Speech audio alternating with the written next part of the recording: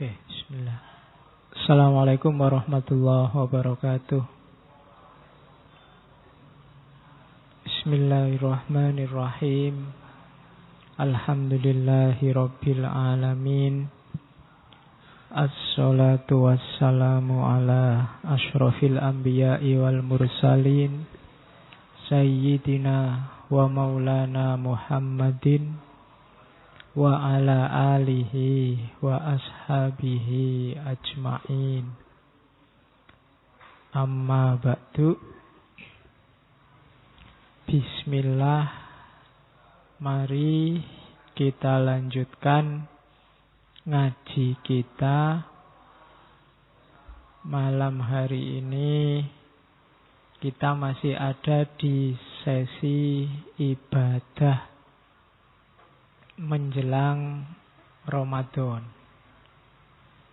Kalau minggu lalu kita sudah ngomong tentang sholat, malam ini kita akan membahas salah satu jenis ibadah juga, salah satu rukun Islam, yaitu haji. Cuma untuk haji ini kita meminjam pisau analisisnya beliau Ali Syariati, tokoh yang sudah kita bahas juga sebelumnya dulu waktu ngomong manusia istimewa yang punya konsep rausan fikr. Makanya malam ini saya tidak akan banyak ngomong tentang riwayat hidupnya dan lain-lain. Langsung fokus ke bukunya yang judulnya juga Haji, yang sangat terkenal. Halusnya teman-teman yang suka ngaji filsafat pernah baca buku itu. Harusnya. Ya. Kalau belum ya berarti tidak harus. Ya. Ada beberapa buku yang menurut saya monumental. Para pencari ilmu, pencari kebenaran harusnya pernah baca itu, apalagi yang muslim, tentang haji. Saya tidak tahu apa yang muncul di kepala teman-teman kalau kita ngomong tentang haji. Banyak yang mungkin merasa bahwa haji itu ibadah yang elit karena bayarnya mahal. Karena dalam bayanganmu kamu besok agak susah jadi orang kaya, maka mungkin dalam angan-anganmu isinya cuma pertanyaan, bisa ndak ya aku haji besok? Jadi haji jadinya kayak barang langka, entah terjangkau entah ndak besok dalam hidupmu. Tapi haji adalah salah satu rukun Islam. Setiap muslim harus berniat haji. Urusan tidak mampu itu di luar kuasamu. Kamu tidak harus ikut mikir, tapi pokoknya harus berniat haji. Tidak usah mikir besok kamu kaya apa enggak. Tidak usah mikir apakah bisa saya haji. Atau kan banyak orang cerita-cerita, ada ulama mau naik haji nggak jadi karena tetangganya miskin. Terus hartanya dikasihkan ke tetangganya yang miskin, dia nggak jadi naik haji misalnya. Ya itu di antara cerita yang beredar. Tapi yang jelas haji itu wajib, salah satu rukun Islam. Banyak orang sinis pada para haji, apalagi yang bolak-balik haji.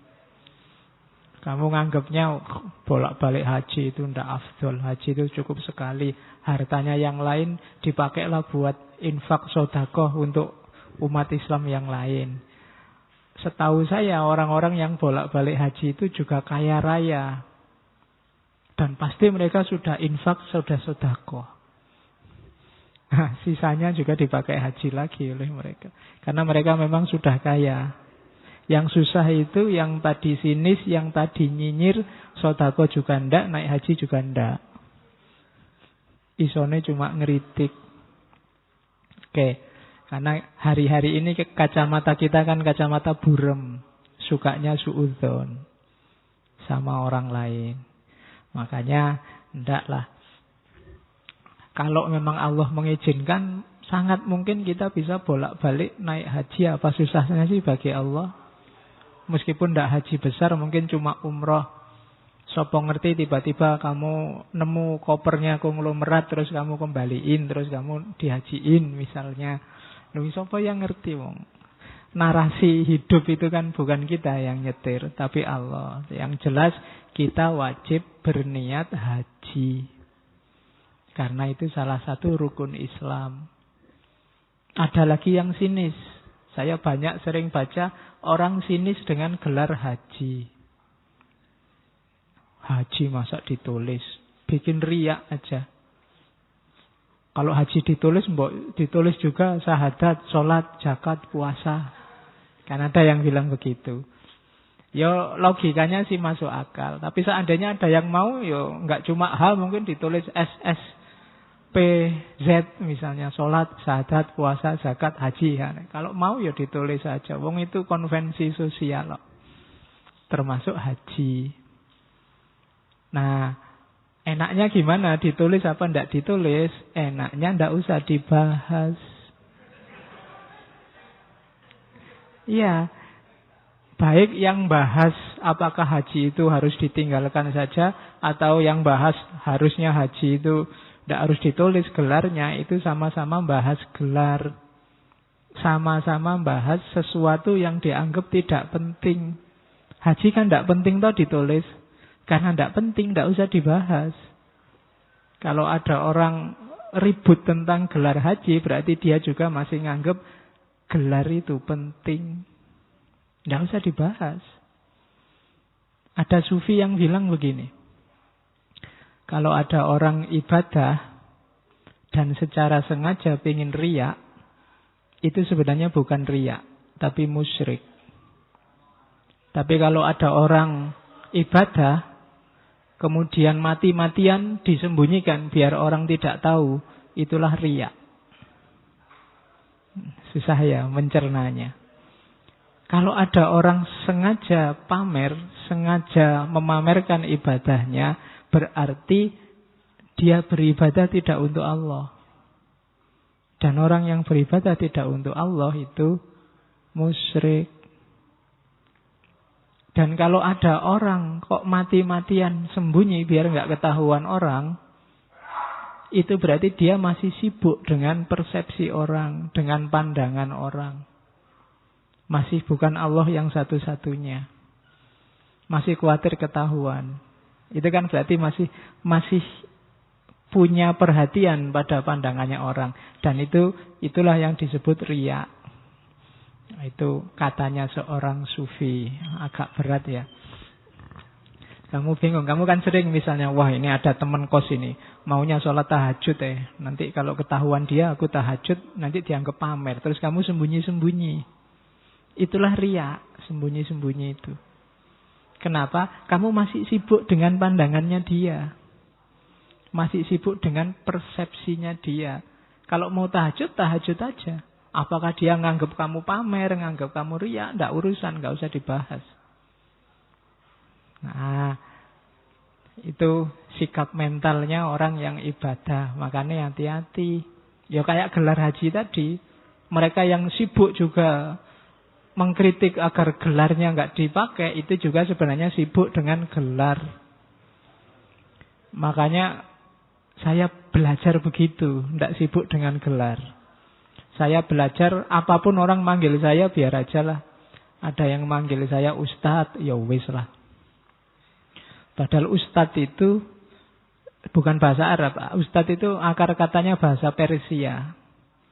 Artinya memang guru. Cuma dalam sejarahnya akar katanya dari istad.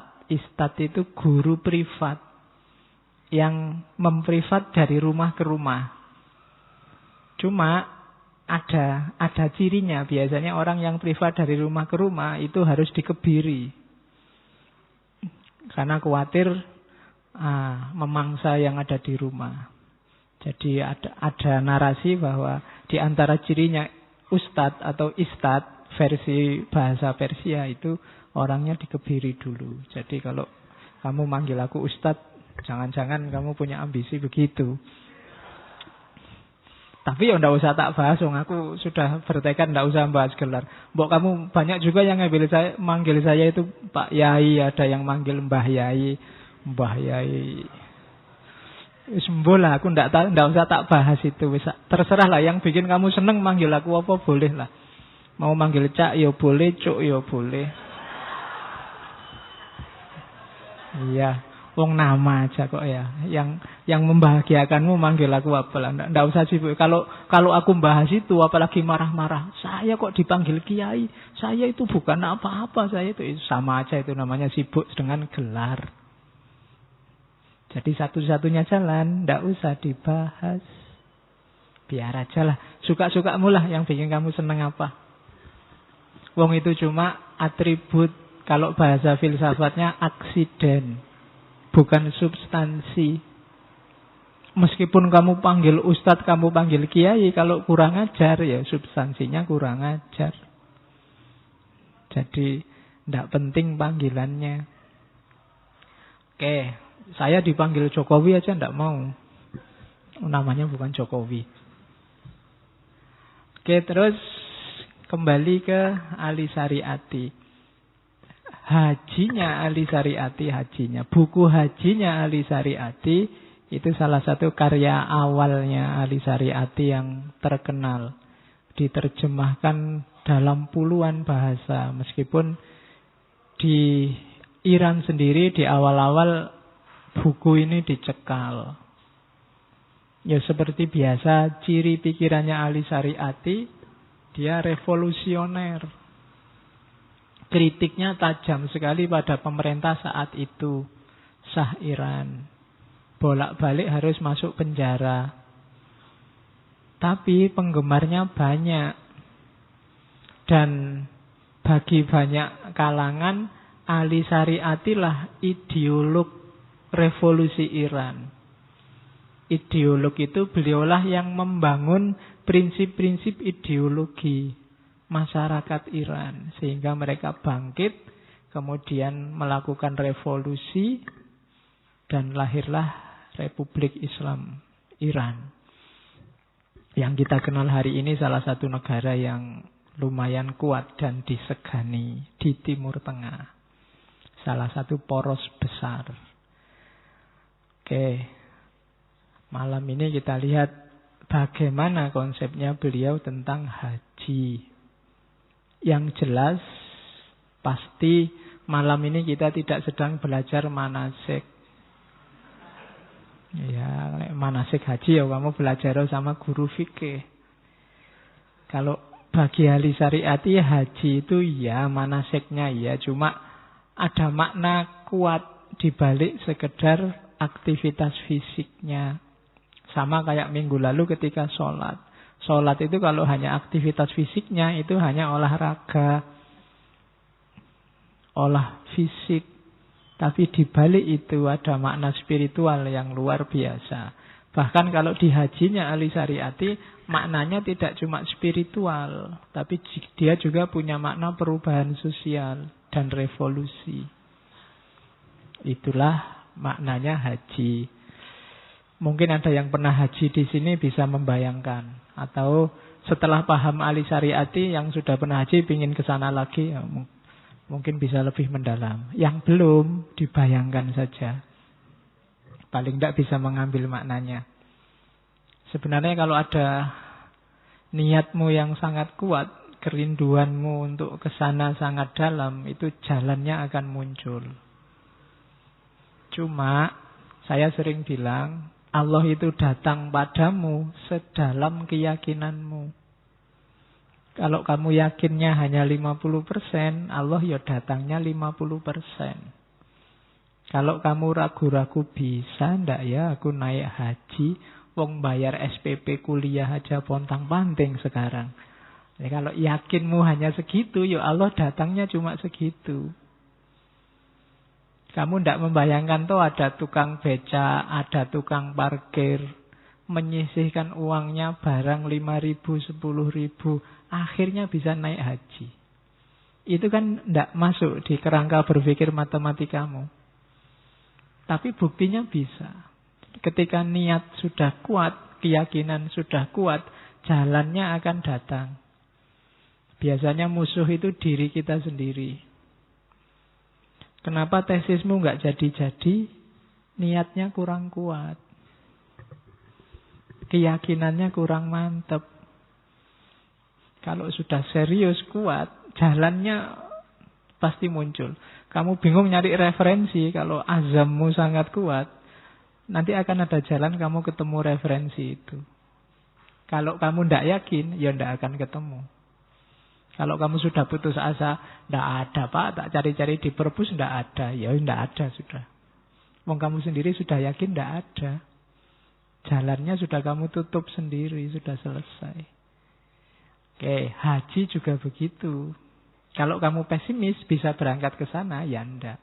Kalau kamu hari ini sudah punya ideologi, Pak, eman-eman duitnya lebih baik buat fakir miskin sekeliling saya, ya itu yang akan terjadi. Padahal apa susahnya sih kamu juga bercita-cita naik haji, juga memberdayakan masyarakat. Bagi Allah tidak ada susahnya. Tapi karena keyakinanmu cuma separuh, ya hasilnya separuh. Oke, ini cara berpikir religius. Tidak bisa pakai matematika. Kalau pakai matematika, mungkin masa depanmu gelap. Kuliah di UIN, fakultasnya Usuluddin, kemudian jurusan filsafat, kemudian mau jadi apa besok, kan gitu. Gelap kan? Kalau kamu tidak yakin, gelap. Wong kalau kamu buka koran, buka lowongan pekerjaan itu kamu tidak akan nemu ada dicari seorang filosof, itu tidak akan ketemu. Ya. Susah, yang mau nyari bayarinya susah. Oke. Kita ke sini sekarang, kita lihat bagaimana Ali Syariati memaknai haji secara revolusioner. Saya dulu ke sana tahun 2012.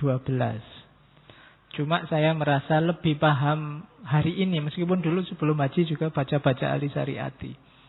Tapi lebih paham hari ini. Seandainya kembali lagi, mau ada sesuatu yang saya perdalam sesuai konsepnya Ali Syariati. Cuma dulu masih agak maju mundur, khawatir salah manaseknya. Sehingga yang batinnya tidak terlalu tertangkap. Oke. Bagi Ali Syariati, haji itu drama ketuhanan. Apa ya bahasanya? Semacam teater spiritual. Jadi ini kalau pendidikan itu apa ya? Kalau di tarbiyah mungkin ada namanya micro teaching. Pendidikan yang paling gampang itu ngajar sekalian aja. Dan cara belajar yang paling efektif itu tidak dibaca atau diceramai, tapi dipraktekkan. Nah, haji itu cara belajar hidup sebagai manusia, sebagai Adam. Di situ terkandung falsafah penciptaan manusia, falsafah penciptaan Adam. Jadi di haji ini direkonstruksi dari mana kita berasal dan nanti mau menuju kemana. Itu haji. Jadi itu bahasanya Syariati, drama ketuhanan. Kemudian tak terjemahkan ya semacam teater spiritual. Sutradaranya Allah sendiri. Pemeran utamanya kita. Setiap kita yang ke sana adalah pemeran utama. Nanti dapat piala citra apa enggak tergantung caramu melakukan ibadah haji. Kelasnya citra atau kelasnya Oscar apa-apa tergantung caramu mengikuti skenarionya. Kemudian kita jadi pemeran utama, antagonisnya setan. Setan jadi peran. Nanti kan ada adegan ketika setan kita lempari pakai batu. Namanya jumroh. Jamarot. Kemudian alur ceritanya, ini adegan apa sih? Kisah apa sih? Ada 3 jalan cerita. Yang pertama jalan ceritanya Adam. Yang kedua jalan ceritanya Ibrahim. Dan yang ketiga jalan ceritanya hajar. Mungkin membacanya lebih hajar. Cuma kalau di Indonesia hajar itu kan kurang mantep. Lebih mantep hajar. Jadi istrinya Ibrahim. Jadi alur ceritanya 3 itu. Ceritanya Adam ketika mengawali kisahnya sebagai manusia di muka bumi. Kisahnya Ibrahim dan kisahnya Hajar. Kemudian ada simbol-simbol ceritanya. Ada keywordnya. Ya, keywordnya banyak. Ada Ka'bah, Sofa, Marwah, siang, malam, terbitnya matahari, terbenamnya matahari, berhala, korban. Make up-nya adalah ikhram dan taksir, nyukur rambut. Jadi ketika kita berangkat ke Mekah, mau naik haji, semua yang nanti kita lakukan adalah semacam drama ketuhanan.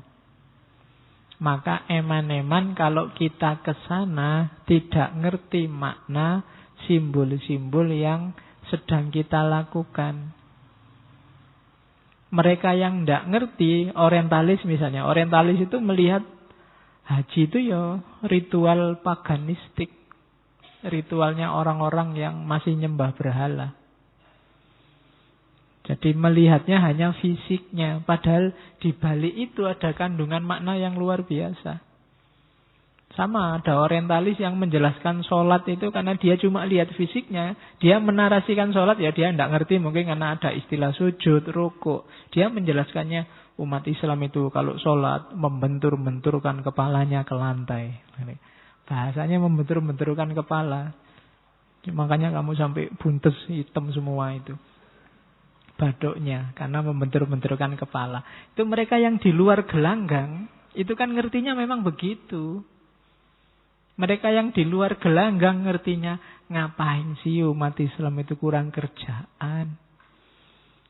Wong dunia sudah maju kayak gini masih mau-maunya desekan, himpit-himpitan, ndak pakai baju, kan cuma pakai kain ikhram itu. Apa gunanya? Kan itu kalau cuma lihat fisiknya. Tapi ndak. Di sana kita sedang menggembleng diri. Kita sedang bermain teater spiritual.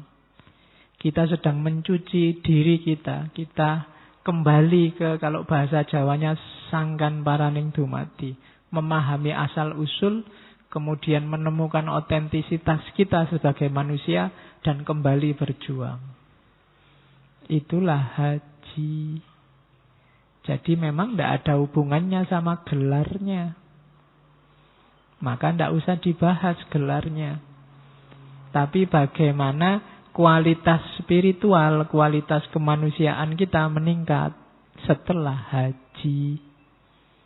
Jangan sampai sudah haji yang dilakukan lebih jelek daripada dulu sebelum haji. Dulu sebelum haji tekun karena kepingin naik haji. Begitu sudah haji, tekunnya hilang.